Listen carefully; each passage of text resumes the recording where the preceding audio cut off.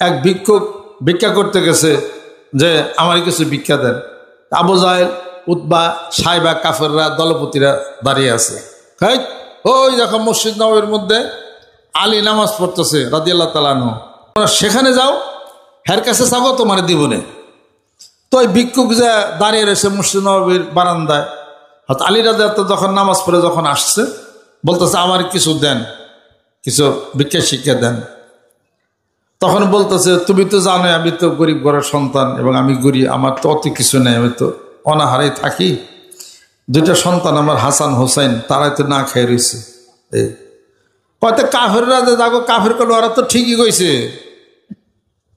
যে আপনার কাছে সাহেবের কাছে আলীর খুদার কাছে নাকি অনেক কিছু আছে, এখন যদি কিছুই নেই, ওরা তো কইছে আপনার কিছুই নেই, খেতে তো ঠিক কথা গেছে।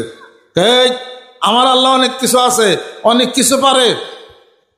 দেখান দিলে ভাই আতান ওই দিকে হাত আনছে, ফু দিছে, ফু দিয়ে দিলাম, হাত মুঠ করো, যাও চলে যাও। হাত মুঠ করছে, চলে গেছে।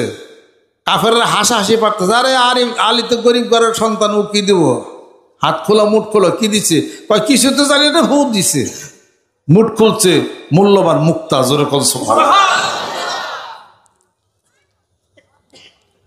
কাফেররা সবাই আসছে, আলী তুমি না গরিব, খাবার নাই বাড়িতে, কাহা মুক্তা পেলে করতে কয় আমি জানি না তো।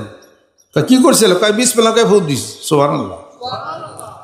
আপনি আমি বিসমিল্লাহ কয় একদলা মাটি না ফু দেন, ৫০ মিটার মানুষ, আমি সহকারে দে মুক্তা হয়নি।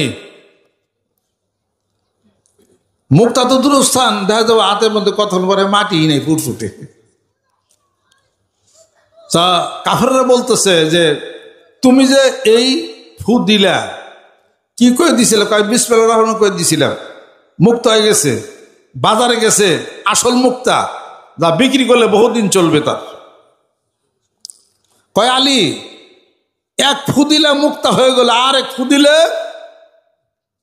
হযরত আলী বলতেছেন আমি আলী যদি এইভাবে তার হাতের মধ্যে যদি বিসমিল্লাহির রহমানির রহিম বলে যদি ফু দিই, কিয়ামত পর্যন্ত এক একটা বিসমিল্লাহর বিপরীতে এক একটা মুক্তা হইয়া যাইতে পারে।